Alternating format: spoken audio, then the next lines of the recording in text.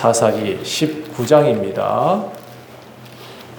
사사기 19장 16절부터 21절까지 사사기 19장 16절부터 21절까지 찾으셨으면 모두 한 목소리로 읽어가겠습니다. 저녁 때에 한 노인이 밭에서 일하다가 돌아오니 그 사람은 본래 에브라임 산지 사람으로서 기브아에 거류하는 자요 그곳 사람들은 베냐민 자손이더라. 노인이 눈을 들어 성읍 넓은 거리에 나그네가 있는 것을 본지라. 노인이 묻되 그대는 어디로 가며 어디서 왔느냐 하니 그가 그에게 이르되 우리는 유다 베들레헴에서 에브라임 산지 구석으로 가나이다.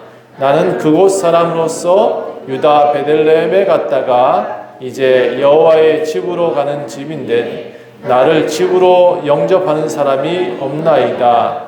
우리에게는 나귀들에게 먹일 집과 여물이 있고 나와 당신의 여종과 당신의 종인 우리들과 함께 한 청년에게 먹을 양식과 포도주가 있어 무엇인지 부족함이 없나이다 하는지라. 그 노인이 이르되 그대는 안심하라. 그대의 쓸 것은 모두 내가 담당할 것이니 거리에서는 유숙하지 말라 하고 그를 데리고 자기 집에 들어가서 나귀에게 먹이니 그들이 발을 씻고 먹고 마시니라. 아멘.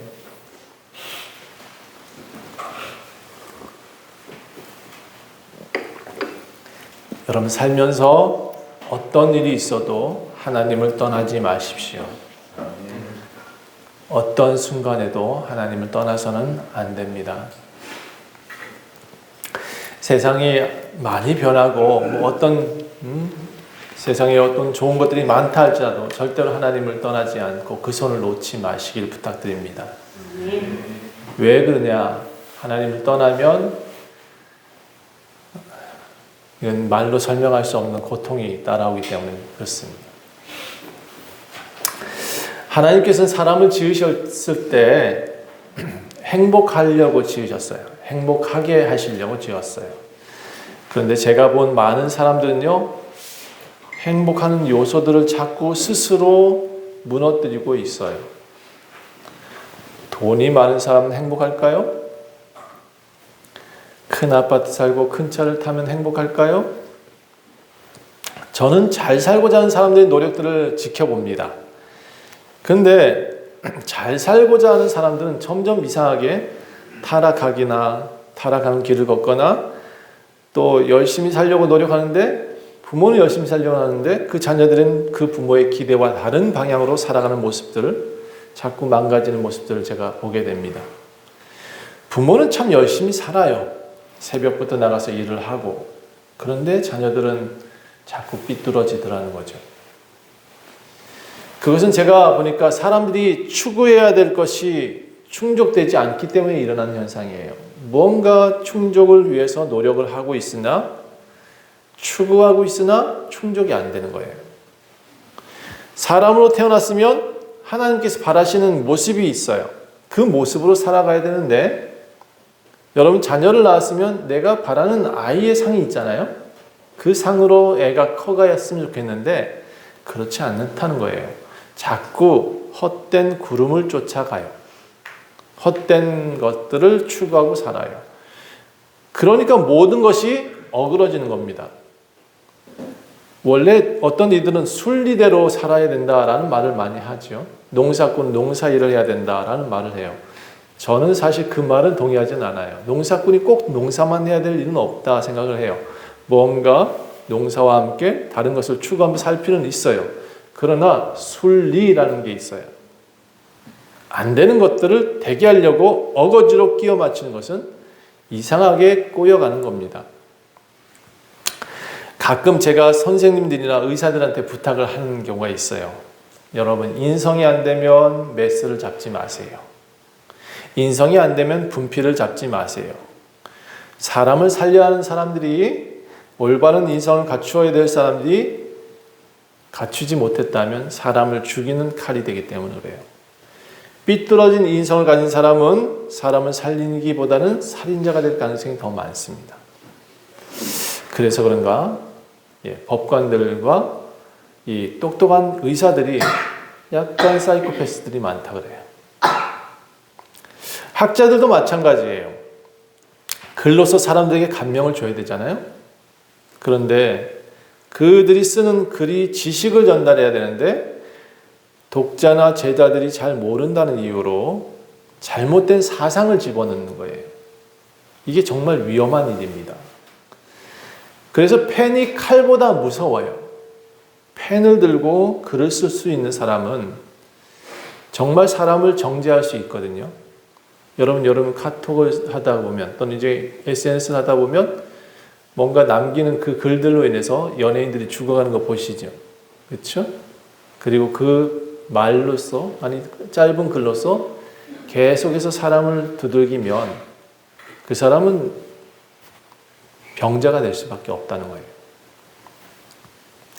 학자들도 그렇고 뉴스를 전하는 기자들도 똑같은 거죠. 여러분 제가 책을 한번 발제한 적이 있었는데 9시 뉴스의 거짓말이라는 책이 있어요.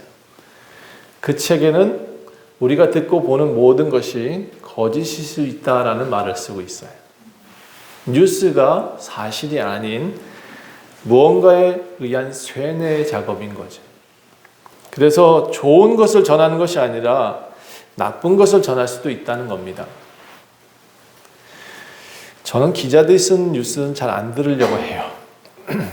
왜냐하면 그들이 전하는 뉴스가 별로 도움이 안 돼요. 제 삶에. 제 영적인 부분에 저의 어떤 추구하는 상망들을 보면서 이 순리를 자꾸 벗어나는 일들을 자꾸 그들이 전하기에 왜 이렇게 나쁜 것만 전할까? 우리 좋은 소식들 참 많은데 그런 거 왜 전하지 않을까? 사건, 사고만 전할까? 물론 저도 현실 상황들을 좀 이해하려고 뉴스를 듣기는 합니다. 그런데 팩트는 들어서 아 좋구나 그럴 수 있구나 라고 하지만 이게 아닌 말들을 쓰는 경우가 정말 저는 답답하더라고요. 저 말을 저렇게 쓰면 안 되고 바르게 전해야 되는데. 그러므로 여러분 오늘 우리의 삶을 행복하게 하는 것이 무엇인지 여러분 좀 알았으면 좋겠어요. 우리 교회가 또는 우리 사회가 가지고 있는 것 중에서 여러분 이 환경이 여러분을 자꾸 주장하게 하면 안 돼요. 우리가 하나님 음성을 듣는 이유가 뭐냐 그러면 그분은 우리한테 정확히 사람다움을 가르쳐주고 있거든요. 그런데 세상의 것은 자꾸 추구하는 것들이 우리를 사람답게 살게 만드는 게 아니거든요. 사실은 부모가 자식한테 한 말이 제일 사람다운 말이에요. 부모가 자식을 잘 키우려고 하는 노력들이 제일 좋은 글일 수 있는 거죠. 그런데 여러분 우리가 배우는 모든 것들이 추구하는 모든 것들이 사실은 우리를 망가지게 하고 있다는 사실을 자꾸 기억해야 된다고 생각합니다. 저는 오늘 여러분이 이 설교를 듣고 우리 주변 사람들과 우리가 모두 다 회개하고 돌아왔으면 좋겠어요. 자꾸 쳇바퀴처럼 반복되는 재앙을 좀 벗어났으면 좋겠다는 마음으로 전 오늘 전하고 싶어요. 사사기를 제가 올해 처음 들어서 시작했던 이유가 뭐냐 그러면 이 사사기에는 우리가 자꾸 쳇바퀴처럼 돌고 도는 이 죄의 문제, 이것을 해결할 수 있는 근본적인 이유가 나와 있어요. 사사기에는 죄를 지은 사람들한테 하나님이 죄 지니까 고통이 오잖아요. 이 고통이 오니까 사람들이 뭐라 그래요? 하나님께 부르짖죠. 하나님 잘못했다고 말을 해요. 그리고 그 죄를 잘못한 것을 회개하니까 하나님이 사사를 보내셨다는 거예요. 하나님 말씀을 전하는 사람이 왔더니 다시 평안이 와요. 평안이 왔는데 평안하다 하니까 다시 죄를 짓네요. 이 사이클이 계속 되어지는 것을 끊자고 사사기가 기록되어 있는 거예요. 사사기는 죄의 고리를 끊어야 된다라는 것이 전제예요. 여러분이 이렇게 살면 다시 고통이 올 수밖에 없습니다라는 것을 전달하고 있는 거예요. 여러분은 오늘 이 쳇바퀴, 이 고통의 쳇바퀴를 빨리 끊어내시기를 부탁드립니다. 하나님께서는 이미 화살을 당겨놓고 계세요.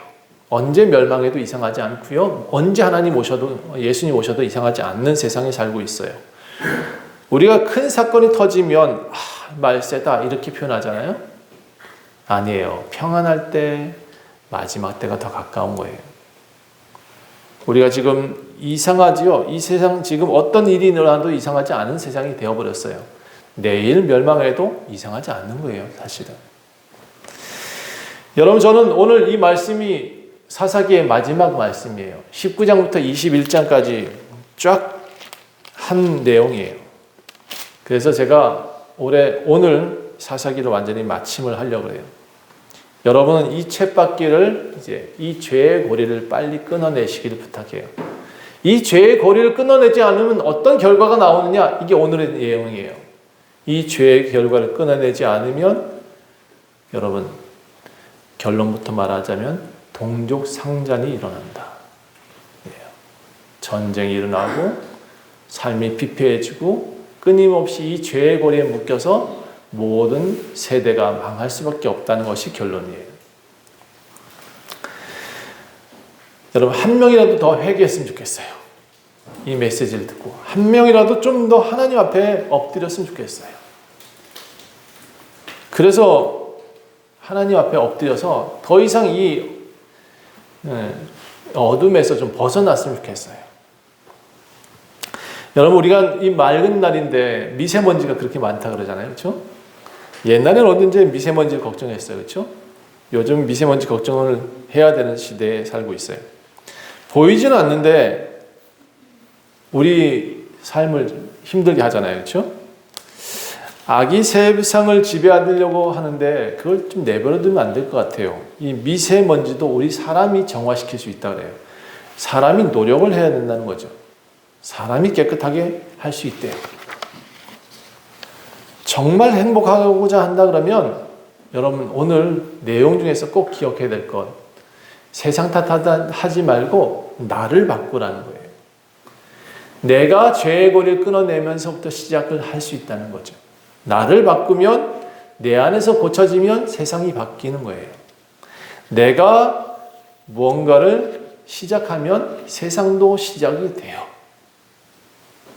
여러분 내가 열면 하늘도 열어요. 내가 닫으면 하늘도 닫아요. 이게 하나님이 우리한테 주신 능력이란 말이죠. 저는 오늘 사사기를 이제 진짜 끝내려고 해요. 우리 이거 계속 하다가는 비판하다가 세상을 다 이렇게 살면 안 됩니다라는 계속적인 혼난만 들어야 돼서 우리 하나님께서 꼭 혼내기만 하지는 않으셨다라는 말 좀 전하고 싶고 어쨌든 이 상황들을 빨리 끝내서 이제 사사기의 고통스러운 것들은 덜 들었으면 좋겠다라는 생각이 좀 들어요. 그러나 이 사사기를 왜 얘기하냐? 현실을 정확히 지적하고 있기 때문에 말씀드리고 있는 거예요. 그래서 오늘 마지막 에피소드를 전함으로써 이 악의 고리를 좀 끊어내십시다 하는 그런 시간이 되기를 간절히 축원합니다. 자, 이스라엘 왕이 없었다. 공통적으로 사사기에 말하는 내용은 똑같아요. 사사가 없었다. 하나님 말씀을 전하는 참된 목회자가 없었다. 요즘은 어떨까요? 요즘도 이 사사기와 같은 왕이 없다. 이 사사기 때와 같이 참된 목회자가 없다. 그러면 똑같이 죄가 돌아온다. 이 얘기가 이게 결론이겠죠. 자, 이스라엘 왕이 없을 때 19장이 이렇게 시작합니다. 에브라임 산지 구석에 어떤 사람이 살았답니다. 그가 첩을 하나 맞이했는데 그 여인이 남편 몰래 행음을 했다 그래요. 이거 참 이런 말을 전하기에 참 어린아이 되실 때는 쉽지 않은 것 같아요. 자, 남편을 몰래 떠나서 어쨌든 자기가 살던 고향 유대 베들레헴으로 가버렸어요. 이 여인이 자기가 잘못했으니까 남편을 떠나서 아버지 집으로 가버렸단 말이죠. 넉 달 동안 집에 안 들어와. 그래서 이 여인을 찾기 위해서 남편이 그 집 장인 집에 가는 거예요. 하인 한 명과 나귀 2마리 데리고 가서 여자한테 좋은 말로 다일러요. 그렇게 하지 말고 우리 다시 잘 살아보자. 들어와라 해서 그 아내를 설득했더니 그 첩이 그 남편을 장인 집에다 들였어요. 좀 쉬었다 가요 하고는. 그랬더니 장인이 그를 너무나 반기는 거예요. 그리고는 정성껏 3일 동안 먹이고 재우고 했어요. 그랬는데 이제 집에 가야 되잖아요. 아침에 일어나려더니 이 장인이 아이고 좀 더 있어, 좀 더 있어. 미안한 마음에서 그랬는지 모르지만 좀 더 있어 라고 해서 그를 머물게 해요. 그래서 하루를 더 머물렀어요. 그리고 또 그 다음날 되니까 또 다시 그 장인한테서 붙잡혀서 또 머물렀어요. 그렇게 닷새가 지났네요. 장인은 자꾸 머물러 있다 가라지만 더 이상 있을 수가 없다라고 말하고는 벌떡 일어나서 여자와 하인을 데리고 집으로 갑니다. 그런데 아침 일찍 출발했어야 되는데 오후에 출발했던 모양이죠. 가다 보니까 저녁이 가까워요. 어딘가서 자고 가야 된다라는 생각이 들었어요. 이 베들레헴은 밑에 있고요. 여부스가 있고 그 위에 이제 동네가 있고 그 위에 동네가 이 사람이 사는 동네예요. 그런데 그렇게 가다 보면 한 2, 3일 걸리는 거리예요. 걸어서 갈 수 있는 거리인데 어쨌든 간에 이 동네에서 지금 베들레헴에서 지나서 조금 더 가니까 여부스라는 동네가 생겼어요. 여부스라는 동네가 있어요. 근데 원래 이게 이스라엘의 동네예요. 가나안 동네거든요. 이 당시만 해도 가나안 동네는 예루살렘에는 이방인들이 많이 살았던 것 같아요. 여기에 이 사람들이 사는 동네에서 자야 됐어. 실제 시간상을 보면 여기서 여관을 얻어야 되는데 왠지 이 사람이 생각하기는 이방인의 동네에서 내가 자고 싶은 생각이 안 들어.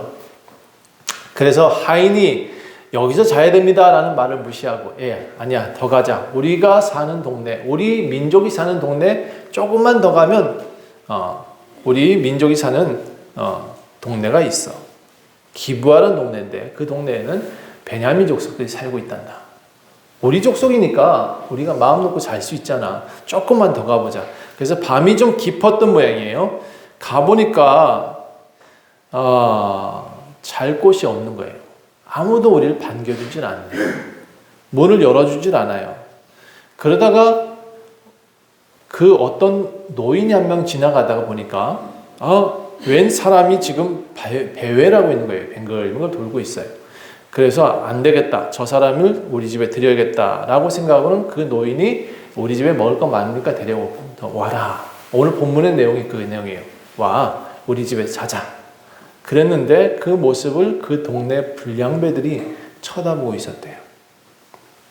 그리고 그 집에 딱 들어가자마자 이 불량배들이 몰려오더니 그 집에 노인의 집의 문을 막 두드립니다. 내놔라는 거죠. 그 사람들 내놔라. 그 이방인들이 하는 잘못된 것들이 그런 거예요. 이방 족속들이 정말 문제가 있는 것들이 옛날에 아브라함에도 그랬던 것처럼 한 사람을 데리고 와야 되는, 주고 가야 되는 그런 입장인 거예요. 조공을 바치든지 아니면 자기 이쁜 사람 하나 내놔라 이런 식으로 그들은 문화가 그렇게 돼 있었던 모양이에요. 그런데 그날은 세 사람이 그 집의 문에 싹 들어가 버렸잖아요. 그러니까 이 불량배들이 무슨 생각인지 모르지만 이 사람들을 내놔라 라고 말을 했었어요. 사실은 이제 뭐라 했냐면 이 사람들을 우리가 상관하겠다, 관계를 갖겠다라고 말을 해요. 그래서 이 노인이 너무 안타까운 거예요. 그들을 막 설득해요. 불량배들 나가서 설득합니다. 안 돼. 이 사람 참 내 집의 손님이니까 이 사람은 안 된다. 정말 그러고 싶다 그러면 내 처녀 딸이 있어. 그 다음에 여기 이 사람의 첩이 있으니까 그와 관계하고 우리 이 남자, 이 존귀한 사람은 절대 그렇게 하지 말자라고 말을 하면서 말을 해요. 그런데 이 불량배들은 말을 듣질 않아요. 마구 두들깁니다. 내놓으라고 그래요. 그래서 이러다간 다 죽을 것 같아요. 이 남자가 갑자기 첩을 밖에다 확 밀어내고는 문을 확 닫아버렸어요. 밤새 그 불량배들이 이 여인을 몹쓸 짓을 했습니다. 새벽이 돼서야 여인은 그래도 자기 주인한테 가겠다고 그 노인의 집의 문을 향해 기어서 갔습니다. 그리고 그 노인의 문지방을 딱 잡고는요, 그대로 쓰러져 버렸어요. 새벽이 돼서 아침 일찍이 이 주인이 이제 집에 돌아가야 된다고 하인하고 문을 열고 나옵니다. 근데 그 여인이 문 앞에 엎드러져 있었어요. 살아있는 줄 알았던 모양이에요. 그 여인한테 말합니다. 어서 가자라고 말해. 일어나서 가자.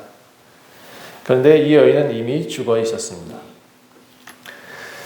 남자는 그 시체를 데리고 나귀에 싣고 집으로 갔어요. 그리고 너무나 화가 났던지 그 여인을 12조각을 내서 이스라엘 지파의 각 족장들한테 미스바에 모여야 된다라고 하는 편지와 함께 다 그걸 보내버렸어요. 이스라엘 족장들이 이 기이한 사건들을 보고 너무 놀랐습니다. 이게 무슨 일인가? 어떻게 내 안에 내 편지 택배가 왔는데 손이 하나 와 있는 거네. 발이 하나 와 있다. 이게 무슨 일이냐? 달려가자 라고 하고는 그 기이한 편지와 함께 미스바에 다 모입니다. 이 미스바가 광장이에요. 지금으로 표현하면 아마 서울의 여의도와 같은 그런 광장일 것 같아요. 이 미스바는 옛날에 야곱이 라반하고 언약을 맺었던 장소이고 또 이후에 재판을 위한 재판장으로서 사용되기도 했고 사무엘은 이곳에서 영적 대각성 운동을 했었어요. 아마 지금 이제 우리 원주 같으면 이제 중앙시장 같은 그런 곳일 것 같아요. 자, 총회로 모여라 해서 모든 사람을 다 모았습니다. 그래서 자신의 일을 설명합니다. 지파에게 이런 일이 있었다. 베냐민 지파 가서 내가 이렇게 해서 내 첩을 데리고 올라갔는데 이런 일들을 베냐민 지파 속에서 내가 당했다. 그 불량배들을 응징하지 않고선 우리가 하나님 백성이라 할 수 있겠느냐라고 말하면서 이들을 설득합니다. 이스라엘 사람들의 그 내용들을 보고 분개합니다. 아니 우리나라에서 어떻게 이런 일이 일어날 수 있느냐. 우리나라에서 이런 일이 일어난다는 것은 말이 안 된다 라고 말하고는 모두가 옳은 일을 행하자라고 말하고선 다 모여들어요. 다 칼을 들었어요. 그리고는 전쟁이 시작됩니다. 이제 사실은 설득을 먼저 했어요. 베냐민 족속한테 가가지고 그 불량배들 내놔라. 그러면 우리가 그 불량배들을 응징하고 우리가 전쟁하지 말아야 되지 않느냐라고 설명했지만 이 베냐민 족속들이 뭐라 그랬냐면 우리 식구는 우리가 알아서 합니다. 당신들이 무슨 상관이요? 당신들은 우리한테 맡기시고 가시오! 라고 말하면서 전쟁을 준비해요. 거기에 700명의 아주 용감한 사람들을 앞에 세워가지고 지금으로 말하면 그 당시 칼 가지고 있었는데 물맷돌 잘 돌리는 요즘 같으면 총을 쏠 수 있는 사람 700명을 앞에다 세워놓고 우리한테 넘어오기만 해봐. 가만 안 둘 겁니다. 라고 엄포를 데려놓네요. 이스라엘 사람들이 열받았어요. 저것들이 맨 마지막 족속이 베냐민 족속이 누구예요? 야곱 집안 중에서 요셉의 마지막 요셉 다음에 베냐민이잖아요. 그렇죠? 아주 작은 지파예요. 그리고 이 지파는 감히 이스라엘한테 대들면 안 되는 지파예요. 그만큼 큰 지파도 아닌데 자기 지파를 보호하겠다고 그 몇 명의 불량배를 보호하겠다고 칼을 들었어요. 형님들이 가만히 있을 수가 없겠다라고 생각한 거예요. 그리고는 이스라엘 사람들도 40만 명 정도가 이제 전사 같은 사람들 다 모였어요. 칼 들고 싸우자겠답니다. 이때부터 문제가 생겼어요. 이스라엘 사람들은 항상 전쟁 전에 기도합니다. 하나님 어떻게 하면 좋죠? 누구랑 먼저 싸울까요? 이런 기도를 하죠. 이거 싸워야 됩니까? 말아야 됩니까? 라고 기도를 해요. 그때 먼저 기도하기를 우리 중에 누가 먼저 올라가서 싸워야 될까요? 그랬더니 유다 지파가 먼저 내려가라. 그렇게 응답이 왔어요. 그래서 나가서 전열을 갖추고 유다 지파가 먼저 싸웁니다. 베냐민과. 그런데요. 칼 들고 총을 이길 수 있나요? 700명이 돌려서 탁 치면 백발백중이었대요. 그러니까 아무리 칼을 들어도 그날 죽은 사람이 22,000명 정도가 됐다라고 되어 있어요. 도리어 깨지고 돌아왔어요. 엄청 깨지고 돌아왔어요. 이스라엘 사람이 완전 패배를 해버렸네. 돌아와서 엉엉 웁니다. 아이고 주님, 우리가 하나님 음성을 듣고 갔는데 왜 깨졌죠? 여러분, 이 전쟁은요 지금 누구의 승자도 없을 전쟁일 것 같아요. 다시 기도하면서 이 전쟁 해야 됩니까? 말아야 됩니까? 또 기도합니다. 하나님 기도해야 하면서 전쟁을 이거 해야 됩니까? 말아야 됩니까? 내 동족을 지금 죽여야 됩니까? 말아야 됩니까? 그런데 하나님은 뭐라 그러냐면 전쟁을 하라 그러시는 거예요. 그래서 그 다음날 이튿날 이스라엘 자손이 또 나갑니다. 그런데 18,000명이 또 죽어버렸어요. 이 조그만 베냐민 족속한테 계속 깨지네. 전쟁에서 죽은 이들이 다 용사예요. 칼을 들 수 있고 아주 장정들이에요. 뭐 요즘 같은 군대들이에요. 그런데 가서 다 깨지고 왔어. 그래서 이스라엘 백성들이 다 이제 금식을 하기 시작합니다. 번제를 드리고 화목제를 드립니다. 그리고 하나님이 언약궤가 있는 그곳에 가가지고 제사장 비느하스 앞에다가 막 기도를 같이 합니다. 하나님께 묻습니다. 하나님 이거 해야 됩니까? 말아야 됩니까? 이 전쟁 지금 도리어 우리가 많이 죽었습니다. 이거 진짜 해야 됩니까? 말아야 됩니까? 그러면서도 약은 엄청 올랐어요. 저건 어떻게 하지? 저건 어떻게 하지? 그런데 하나님께서 기도합니다. 하나님께 기도했더니 이런 말씀하십니다. 내가 내일은 그들을 너희 손에 넘겨줄 테니까 가서 싸우래요. 그래서 이번에는 이스라엘이 전략을 좀 바꿔요. 진짜 용사가 될 만한 사람들은 다 죽어버렸으니 아무래도 매복을 해서 저들을 좀 해봐야겠다. 그래서 한 분 매복조가 있고 기만조가 있습니다. 앞에 먼저 나가서 싸우는 사람들이 한 30명가량이 베냐민한테 죽게 돼요. 그러면서 퇴각 명령을 내립니다. 마구 퇴각 명령을 내리니까 베냐민이 달려와요. 우리가 이겼다고. 마구 달려왔는데 이렇게 골짜기가 있었더니 광야의 넓은 터에 숨어있던 사람들이 갑자기 그들을 울려싸서 베냐민 지파를 막 전쟁해서 싸워서 이깁니다. 어쨌든 둘러맺히니까 베냐민이 이길 수 없었던 모양이에요. 결국 그 싸움에서 굉장히 베냐민이 지고 여기 성경에 뭐라고 되어 있냐면 이 싸움이 굉장히 치열했다라고 나와 있어요. 형제 간의 싸움이 아주 치열했던 것 같아요. 결국 베냐민 지파는 이 전쟁에서 패배를 합니다. 그리고 한 3,000명가량이 도망가 버려요. 어떤 바위 밑에, 람몬 바위 밑에 숨어 버려요. 그런데 그 전쟁에서 이긴 이스라엘 사람들은 베냐민 지파한테 성읍에 들어가가지고 그 성읍에 남아있는 남자, 여자 한꺼없이 싹 죽여버려요. 그러니까 남은 사람이 이제 600명, 도망친 남자 600명밖에 없는 거예요, 베냐민은.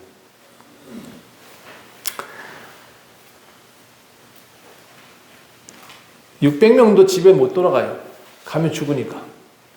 그래서 바위에 넉 달 동안 숨어 있었다라고 기록되어 있어요. 전쟁 이후에 이스라엘 사람들은 자신의 딸들을 베냐민에게 주지 말자라고 결의를 해요. 그러니까 베냐민 족속이 이제 사라지게 생겼어요. 모두 다 어느 날 갑자기 이제 막 울기 시작합니다. 베냐민 지파가 사라진다. 우리 형제의 지파가 없어진다. 이 동족 상잔의 기간은 짧았지만 이스라엘 12지파 어느 누구도 승리한 전쟁이 아니에요. 한 지파는 없어지게 생겼고 백성들은 모두 다 올라와서 큰 소리로 울고 있습니다. 이스라엘에 파병됐던 이스라엘 남자들도 많이 죽어버렸습니다.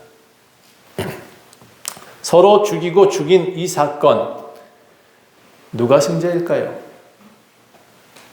그 이후에 다들 죽었으니까 백성들이 자신들의 죄를 뉘우치고는 어떻게 하면 베냐민 지파에게 아내를 얻게 해줄까라는 고민을 하기 시작합니다.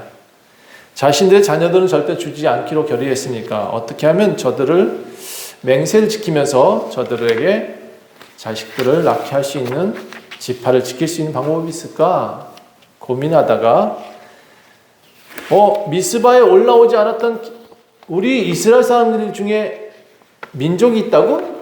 그래서 그 민족을 찾아보자라고 했더니 야베스 족속 중에 길랏 주민이 한 명도 안 올라왔었다는 거예요. 그 전쟁을 치르기 위해서 미스바에 올라왔어야 되는데 안 왔다는 거예요. 그래서 그 용사 한 2,000명을 야베스 길랏에 보내요. 그리고는 결혼한 사람들은 싹 죽여버려요. 자기 민족임에도 불구하고 남자, 여자, 아이들 필요 없이 다 여자아이들만 남겨요. 처녀들만 데리고 남겨서 한 400명을 데리고 이 베냐민 지파한테 줘버려요. 바위에 숨어있던 사람들한테 화평을 공포하고는 너희들 이 여인 데리고 가. 라고 너희 백성들, 너희 지파 성읍으로 데려가라고 말을 합니다. 한 400명 데려왔으니까 600명의 사람이 남자가 있었는데 200명이 모자르잖아요. 어떻게 할까? 라고 또 계략을 세웁니다.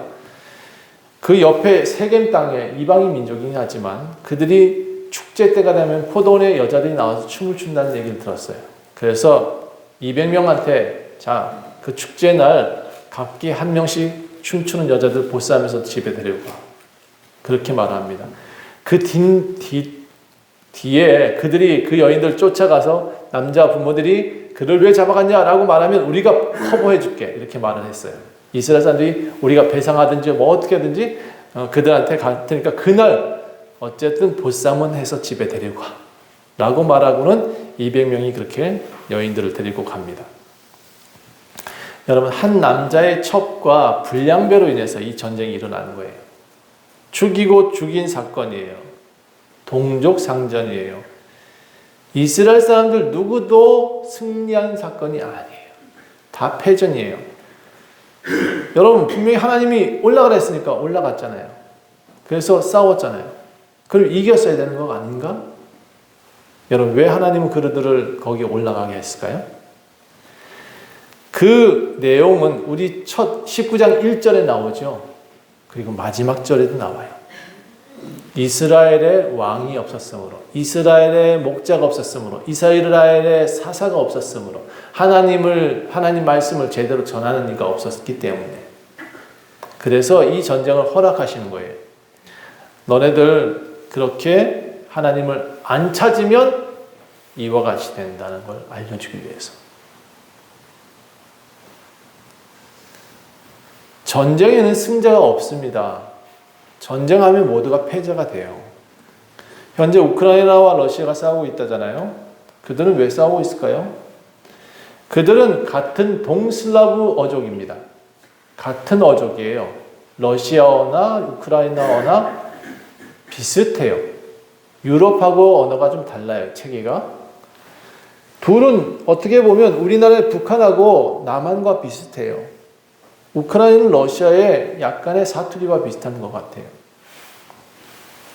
같은 어족이란 말이에요. 사실은 비슷한 어족이고 같은 민족일 수도 있어요. 이 전쟁 누가 승리할까요? 예, 승자가 있을까요? 두 민족이 지금 싸워서 30만 명이 죽었어요. 남자는 지금 다 죽고 있는 상황이에요. 1950년대 우리 한국과 북한이 싸웠어요. 우리나라는 같은 한민족입니다. 그렇죠? 지금은 남과 북으로 분단되어 있습니다. 이 우크라이나 전쟁도 아마 분단이 또 되겠죠? 전선이 생길 거예요. 근데 지금 우리는 왜 지금 북한하고 대치하고 있죠? 그것도 지금 50년이 뭐야? 70년이 지났다. 그렇죠? 이렇게 긴 시간 동안 왜 분단되어 있을까요? 전쟁한 결과가 뭐예요? 아무리 우리 남한이 잘 산다고 해도 지금 우리는 형제들을 대치하고 있잖아요. 우리가 지금 이게 승리한 전쟁이에요? 우리 전쟁은 모두 패배만 남아 있습니다. 이스라엘과 베냐민 자손은 모두 동족 상잔으로 인해서 형제들을 다 죽여버리고 남자들이 다 죽습니다. 그런 다음에 싸우고 난 다음에 다 죽고 난 다음에 뭐라고 생각하냐면 야 우리가 왜 싸웠지? 이러고 말하고 있습니다. 야 우리가 왜 싸웠니 도대체? 우리가 그런 것 가지고 왜 싸웠을까? 사사기 결론이 뭐냐면 21장 25절입니다. 한번 여러분 다 펼쳐보시고 읽어보셔야 돼요. 21장 25절 이게 사사기 전체의 결론이에요. 함께 읽겠습니다. 시작. 그때 이스라엘 왕이 없었으므로 사람이 각기 자기의 소견에 옳은 대로 행하였더라. 자기 하고 싶은 대로 살았더라. 자기 마음대로 살았더라. 하나님 없어도 돼 라고 말하며 살았더라. 그러니까 문제가 생긴다는 거예요. 이게 전쟁의 시작이고 이게 고통의 시작이고 계속 사람을 고통에 머무르게 하는 원인이에요.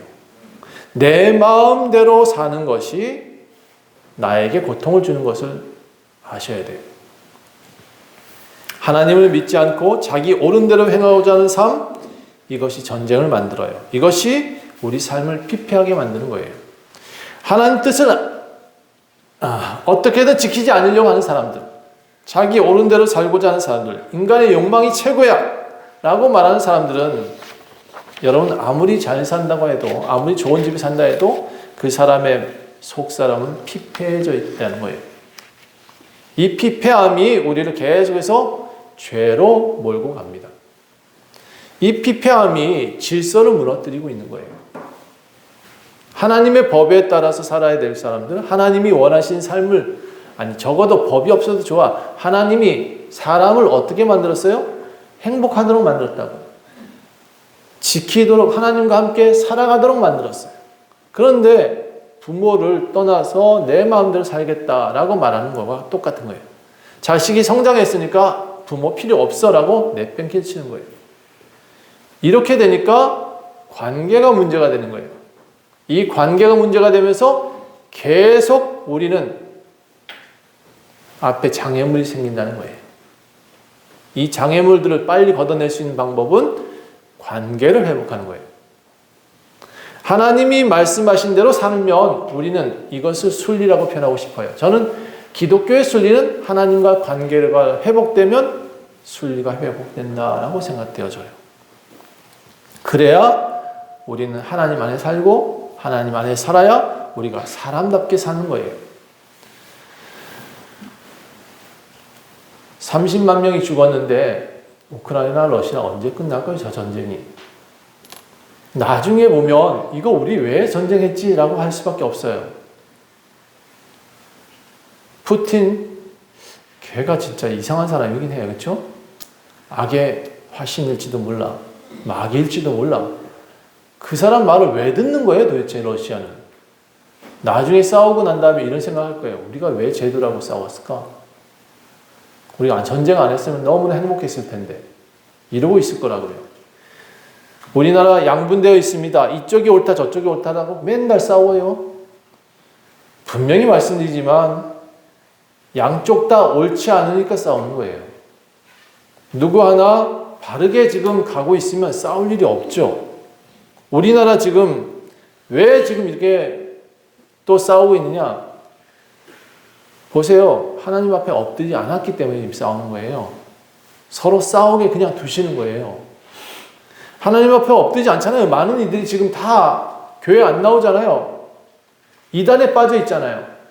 자기 욕심에 맞는 사람들하고 살겠다고 이단에 미혹돼서 살고 있잖아요. 돈은 많아. 제가 보니까 참 돈 많은 사람 많더라고요. 저 위에 행구동 올라가니까 그 빵 하나가 왜 이렇게 10,000원씩이나 합니까? 이 조그만 게 이거 10,000원씩이나 하더라고요. 이게. 차 한 잔 마시고 나니까 20,000원이래. 그걸로 좀 어려운 사람 도와주긴 하지. 돈은 많이 벌었지만 가정은 무너지고 있습니다. 하나님 앞에 엎드리지 않으니까 좋은 집에 살지만 인간성은 더욱 피폐해지고 있습니다. 언제까지 이 쓸데없는 소모성의 싸움으로 인생을 허비하시렵니까? 여러분, 하나님 앞에 돌아오면 전쟁이 그칠 것입니다. 하나님 앞에 돌아오면 여러분의 삶의 모습이 바뀔 겁니다. 하나님 앞에 돌아와서 엎드리기만 하면 여러분 문제가 해결될 겁니다. 본래의 성품을 찾아야 우리한테 평화가 오는 거예요. 우리 본래의 하나님의 성품을 찾아야 우리는 이웃과 화평할 수 있는 거예요.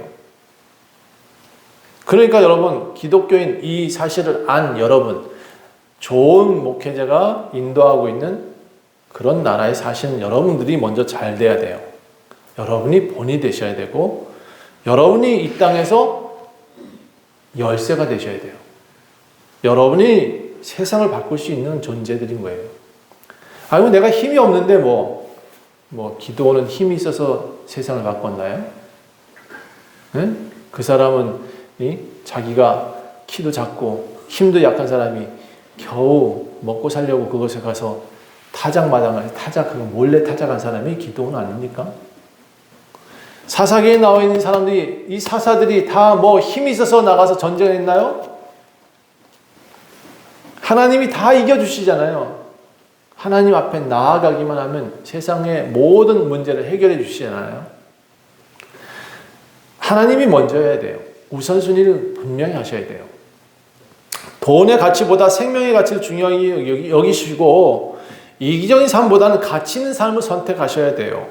그것이 나를 행복하게 하는 방법이고 내 옆사람, 내 가족, 내 부모를 행복하게 할 수 있는 방법인 거예요. 모든 변화는 나부터 시작할 수 있어요. 내가 바뀌어야 이웃이 바뀌어요. 내가 단추를 바로 채워야 내 이웃의 단추도 바로 채워져요. 제가 참 안타까운 일들이 있어요. 자기가 아무리 생각해도 옷을 잘 입었다 그러는데 제가 보기에는 항상 삐뚤어져 있거든요. 첫 단추를 잘못 끼워요. 항상 보면. 그러니까 자녀들이 어려움을 겪고 있어요.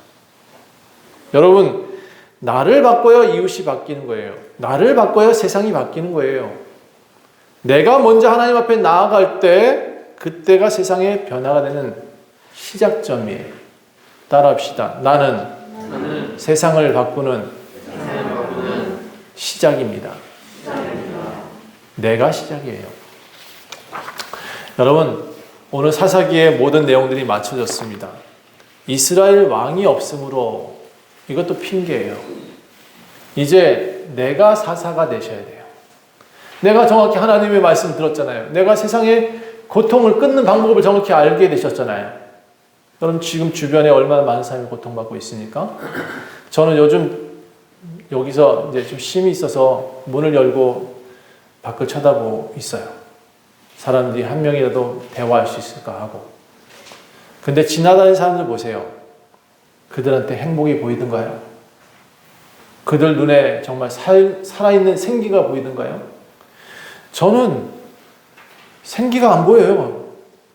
지나가는 많은 사람들이 죽어 있어요. 그들의 눈빛을 보면 알아요. 예수 믿는 사람의 눈빛은 달라요.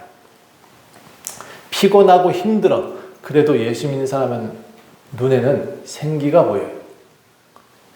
가난하고 힘들어. 그래도 예수 믿는 사람한테는 희망이 보여요. 그런데 예수 믿지 않는 사람한테는 희망이 안 보여요. 그 눈이 해태와 같다 그러잖아요. 마치 해태와 같은 사람들이 너무 많습니다. 무엇을 추구하며 살 것인지 분명히 아셔야 돼요. 오늘 이 사사기를 통해서 죄의 고리를 빨리 끊어내시고 이 죄를 더 이상 반복하지 말아야 돼요. 하나님께 나아가지 않는 것이 죄입니다. 하나님보다 우선순위 되어지는 모든 것을 먼저 정리하세요. 그리고 하나님 먼저 찾고 시작점을 나부터 시작하셔서 새로워지셔야 돼요. 내가 새로워지면 이웃이 새로워지고 내가 바뀌면 세상이 바뀌어요. 여러분을 통해서 옆에 사람이 바뀔 것을 기대하면서 저는 오늘 이 설교를 마치도록 하겠습니다. 기도하겠습니다. 하나님, 우리 수가 12밖에 안 됩니다. 그러나 하나님 제 기도를 들으셔서 12를 보내셨고 그들 가운데 세상을 바꿀 12를 붙여주셨습니다. 하나님, 이제 이 12명의 사람이 세상을 바꿀 수 있을 것입니다.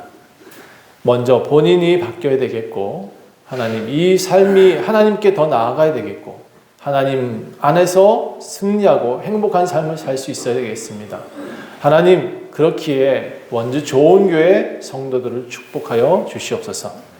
여기 모여있는 이들을 더 먼저 사랑하여 주시옵소서. 하나님, 하나님께서 그들에게 꿈을 보여주시고 미래를 보여주시옵소서. 하나님, 여기 있는 이들이 주님 나라를 세울 것입니다. 하나님, 바뀌게 하여 주시고 승리하며 살아갈 수 있도록 도와주옵소서. 감사드리며 예수 그리스도 이름으로 간절히 기도합니다. 아멘.